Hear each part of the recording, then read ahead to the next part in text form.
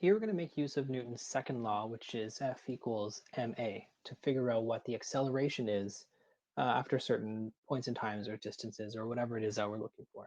So here we have an object with a mass of 5 kilograms and it's at rest on a frictionless surface. A force of 20 newtons going to the west is applied to the object, and we're going to look for its acceleration, its velocity after 4 seconds, and its displacement after 4 seconds. So here we're going to make use of Newton's second law, and then we're also going to make use of some of our classic kinematic equations. So we're going to start off, as always, by drawing a free body diagram. So here's our diagram, and here's our object. We have to at least acknowledge which forces we have first. So we have our Fg,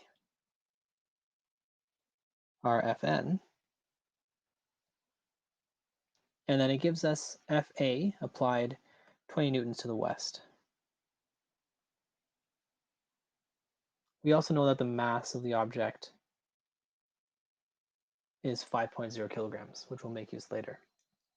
So in this case, we have no FF because it states in our question that we're dealing with a frictionless surface. So that's going to make our math just a little bit easier because it's one less variable to worry about.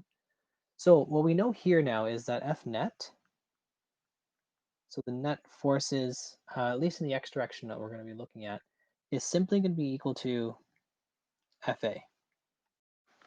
Now we know from Newton's second law that Fa here is going to be equal to ma, and we can rearrange this to say that the acceleration, which is a vector, is equal to the applied force divided by the mass, and we know all of these values. So we know Fa, it's given in the question, 20.0 newtons, and we know m, 5.0 kilograms. So we're left with our acceleration of our object here is equal to 4.0 newtons per kilogram, which is just the same as meters per second squared. Based on our diagram, we're going in the west direction. Next up is to solve for the acceleration after 4 seconds. So to do that, what we know is that v1, so the initial velocity, is probably going to be 0. It does say, it doesn't say that it starts at rest. Oh, it does. It's resting on a frictionless surface. So we're just looking for v2 here. We know that a, acceleration, is equal to the change in velocity over time. So we can do a little bit of algebra, determine that v2 is equal to v1 plus at. Since we're starting at rest, v1 is equal to 0, which leaves us with v2 is equal to, so that's 0. Our acceleration is 4.0 meters per second squared, and our time is 4.0 seconds. That leaves us with a velocity, or a final velocity, of 16 meters per second. It's going to be in the same direction as the acceleration since there's no sign change. So that's west.